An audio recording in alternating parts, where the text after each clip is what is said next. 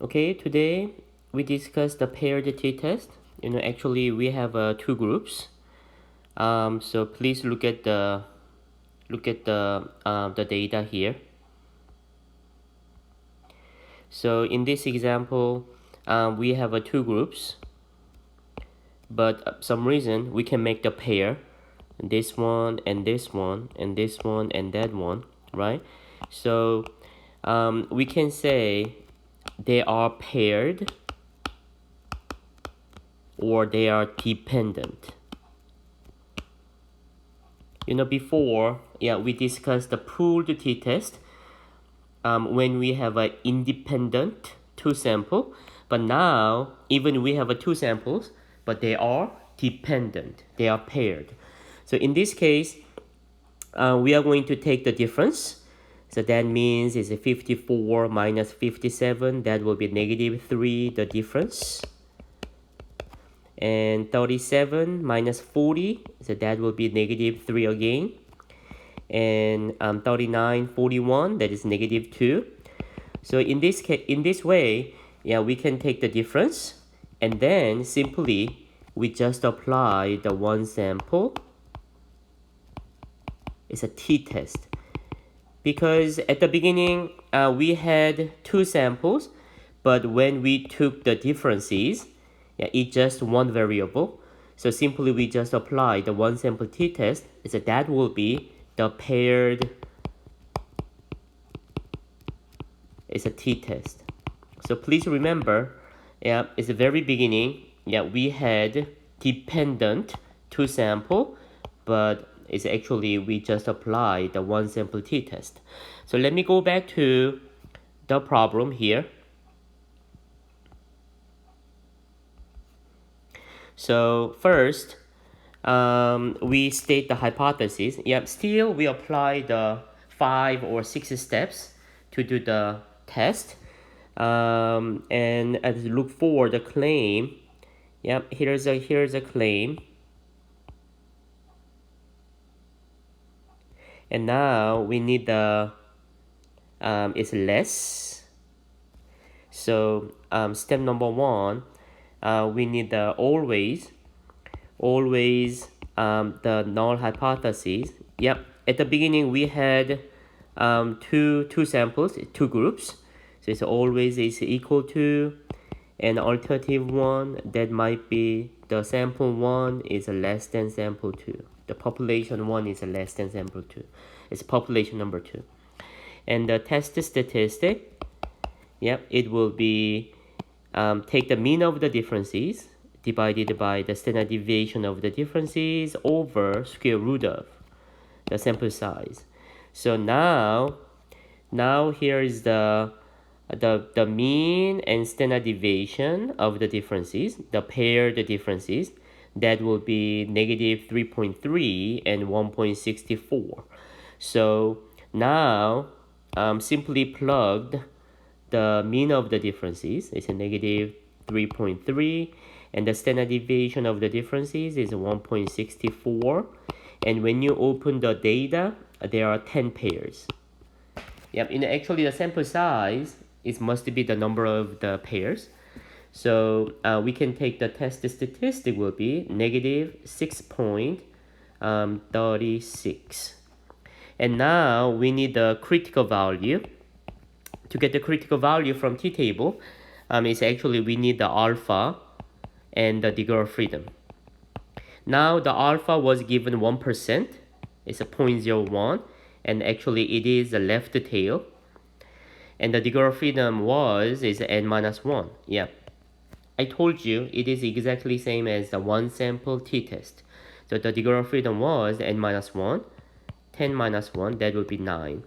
So we have to look for the alpha 1%, and the degree of freedom is 9. So let me go to the t-table. The right tail.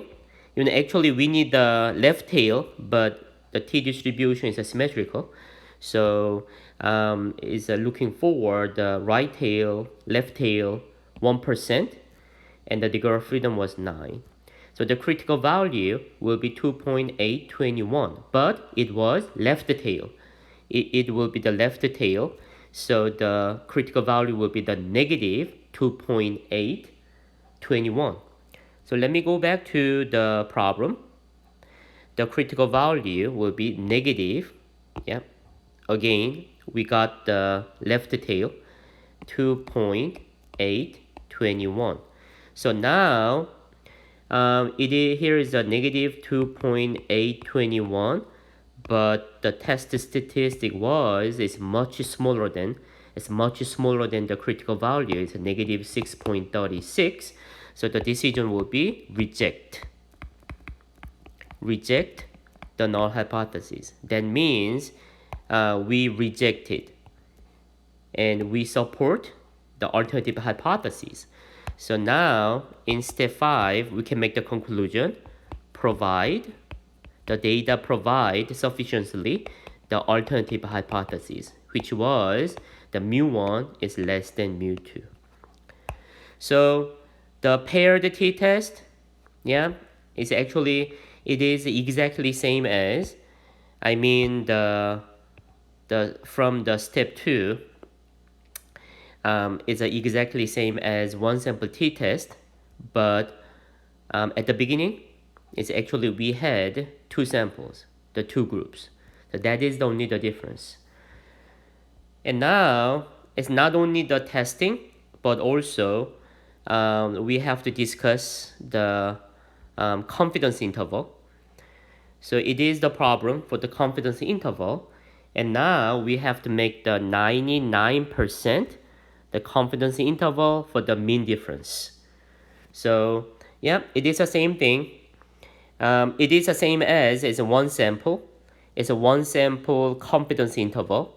So now I can make the formula, take the sample mean of the difference, plus and minus, we need the t-score.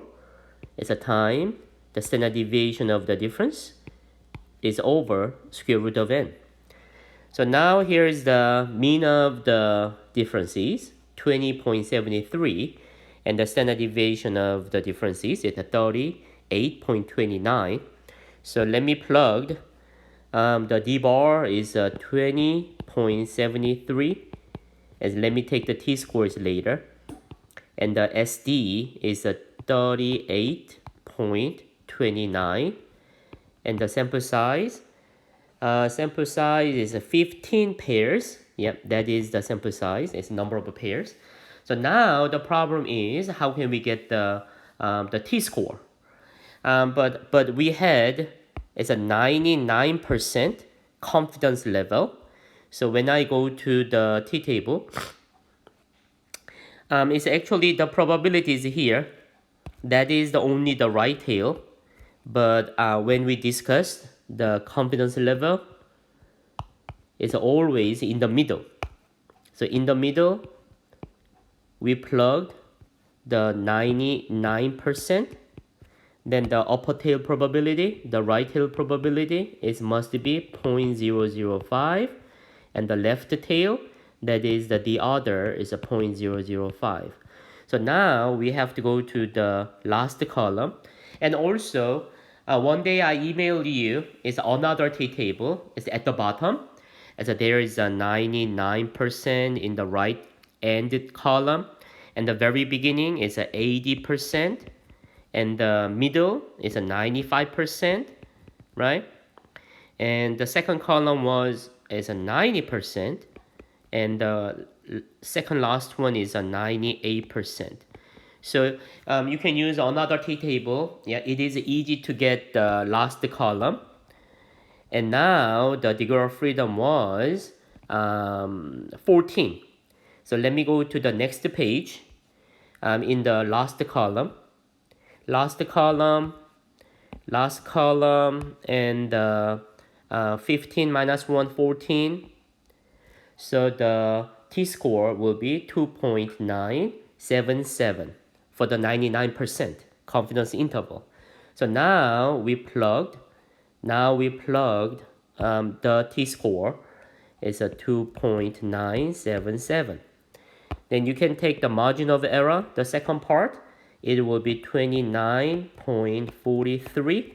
Then you add subtraction to the 20.73.